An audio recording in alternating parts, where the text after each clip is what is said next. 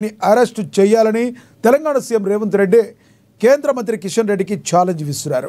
Formula E race కేసులో కేటీఆర్ను arrest చేసేందుకు ఎందుకు అనుమతి ఇవ్వడం లేదు, ఇందులో మీ చీకటి ఒప్పందం ఏంటని రేవంత్ రెడ్డి ప్రశ్నించారు. ముందుగానే చీకటి ఒప్పందం చేసుకుని జూబ్లీ హిల్స్లో ఉప ఎన్నికల్లో బీజేపీ బీఆర్ఎస్కు పరోక్ష మద్దతు ఇస్తుందని ఆరోపించారు.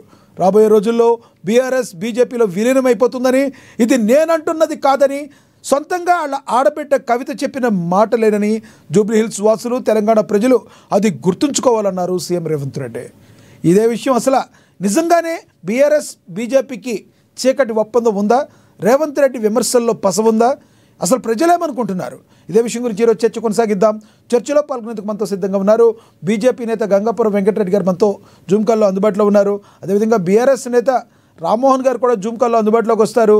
అదేవిధంగా కాంగ్రెస్ అధికార ప్రతినిధి డాక్టర్ శివకుమార్ లాల్ గారు కూడా మనతో అందుబాటులోకి వస్తారు జూమ్ కాల్లో. ఇక రాజకీయ విశ్లేషకులు పాపిరెడ్డి గారు మనతో జూమ్ కాల్లో అందుబాటులో ఉన్నారు. ముందుగా బీజేపీ నేత గంగాపురం వెంకటరెడ్డి గారితో హాట్గా ఉన్నది. రాజకీయ నాయకులు ఒకరివైన ఒకరు రకరకాల ఆరోపణలు, ప్రత్యారోపణలు, ఛాలెంజెస్, కౌంటర్ ఛాలెంజెస్ ఇవన్నీ రంజుగా నడుస్తున్నాయి. ఎందుకంటే జూబ్లీ హిల్స్ ఎన్నిక అన్నది చాలా ఒక విధంగా అది బై ఎలక్షన్స్ అయినప్పటికీ కూడా దాని గెలుపోవటములు అన్నవి అన్ని పార్టీలమైనా కూడా తీవ్ర ప్రభావం చూపే అవకాశం ఉన్నది. కాబట్టి అన్ని పార్టీలలో కూడా వాతావరణం బాగా వేడెక్కింది. తర్వాత దానిలో మాటల యుద్ధాలు కూడా ఎక్కువవుతున్నాయి.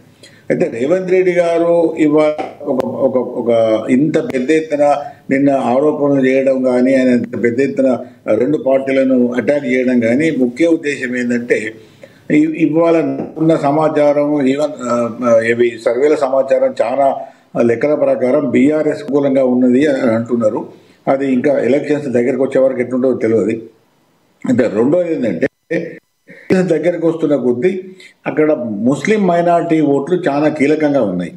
ఎంత కీలకంగా ఉన్నాయంటే అవి ఎటువైపు మొగ్గు చూపితే Muslim minorities Jubilee Hills by election ఆ పార్టీ విజయం వరించే అవకాశాలు చాలా ఎక్కువగా ఉంది. కాబట్టి రేవంత్ రెడ్డి గారు నిన్న చేసిన ఇవన్నీ ఆరోపణలు అవి మామూలుగా అది సిబిఐ అరెస్ట్ చేయాలి, లేకపోతే నేను కాళేశ్వరం ముఖ్య విధంగా స్టేట్ గవర్నమెంట్ తన అధికారాన్ని వదులుకుని సెంట్రల్ గవర్నమెంట్కి అప్పచెప్పడమే అది తప్పు నిర్ణయం. అది తప్పు నిర్ణయం. ఒకసారి వాళ్ళు ఇక్కడ సెంట్రల్ గవర్నమెంట్కు ఆ నిర్ణయం ఇచ్చిన తర్వాత మా సమయానుకూలంగా మేము యాక్ట్ చేస్తామని వాళ్ళు చెప్తారు. కాబట్టి అయితే ఇక్కడ ఎందుకు రేవంత్ రెడ్డి ఇంత బాగా నిన్న రెండు పార్టీలను అటాక్ చేసిందంటే, అక్కడ ఆయన ముఖ్యమైన ఉద్దేశం ఏంటంటే బీజేపీ బీఆర్ఎస్ రెండు ఒకటే అని పదే చెప్పారు. దానికి కారణం ఏంటంటే ముస్లిం మైనారిటీ ఓట్స్ ఇవ్వాలి. నాకు నిన్న కూడా ఒక 2-3 సర్వే వాళ్ళ రిపోర్ట్స్ కూడా చెప్పడం జరిగింది. ఆ సర్వే చేసిన వాళ్ళు ముస్లిం మైనారిటీస్ ఎక్కువగా బీఆర్ఎస్ వైపు మొగ్గు చూపుతున్నారు.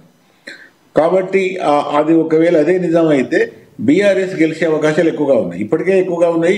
అది అట్లే ఒకవేళ ముస్లిం మైనారిటీస్ వాళ్ళ సర్వేలలో ఎట్లా వచ్చిందంటే 6 నుంచి 7 అంటే ఒక 10 ఓటర్స్ను వాళ్ళు సర్వే చేస్తే 6 నుంచి 7 వరకు ముస్లిం బీఆర్ఎస్కి వేస్తారనేది కూడా లెక్కలు వచ్చినాయని కూడా చెప్తున్నారు వాళ్ళు.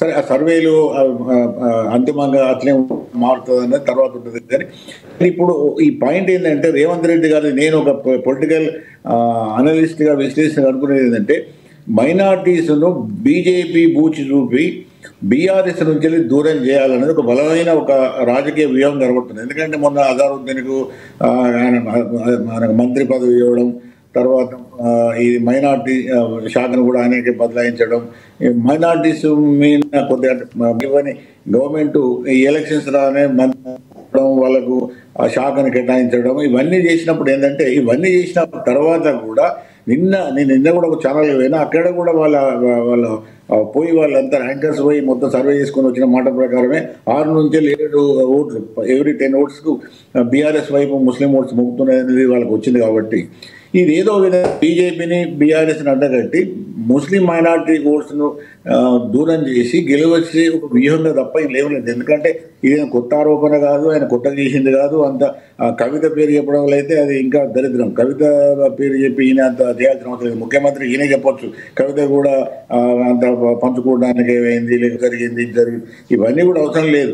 గవర్నమెంట్గా మీకు అధికారాలు ఉన్నాయి, మీ అధికారాలు వాడుకొని టీఆర్ఎస్ గవర్నమెంట్లో చేసిన కేసీఆర్ తప్పులు చేసిండా, కేటీఆర్ చేసిండా, ఫార్ములా వల్ల తప్పులు జరిగినాయా, ఇంకో దాంట్లో ఇవన్నిట్లో కూడా మీకు సరి అయినంత సరిపోయేంత అధికారం ఉన్నది. మీరు ఆ అధికారాన్ని వ్యవస్థను లీగల్ అవన్నీ కూడా మీరు అవన్నీ వాడుకొని ప్రభుత్వం ఇవి ఎవరైతే తప్పు చేసినారో తప్పు జరిగిందని మీరు నిరూపించి వాళ్ళ మీద యాక్షన్ తీసుకోవచ్చు. ఈ ప్రభుత్వానికి మీ పూర్తి మెజార్టీ ఉండేది, వాళ్ళ మీద యాక్షన్ తీసుకోమంటే కూడా అర్ధనటోళ్ళు కూడా ఇవ్వలేరు. వాళ్ళ మీద ఎందుకు యాక్షన్ తీసుకుంటారు? వాళ్ళు ఏం తప్పు చేసి వాళ్ళు అదే బీఆర్ఎస్ ఏం మాట్లాడినా కూడా ప్రజలు యాక్షన్ తీసుకుంటే మీకు ఈ కాళేశ్వరంలో ఈ తప్పు జరిగింది, లేకపోతే ఫార్ములా వల్ల ఈ తప్పు జరిగింది, ఇంకో దాని ఇవన్నీ చెప్పి వాళ్ళు నిర్ణయం తీసుకొని దాని ప్రకారం వాళ్ళు ముందుకు పోవచ్చు. దాని మీద తప్పు లేదు, దాని మీద కూడా కేసులు పెట్టచ్చు.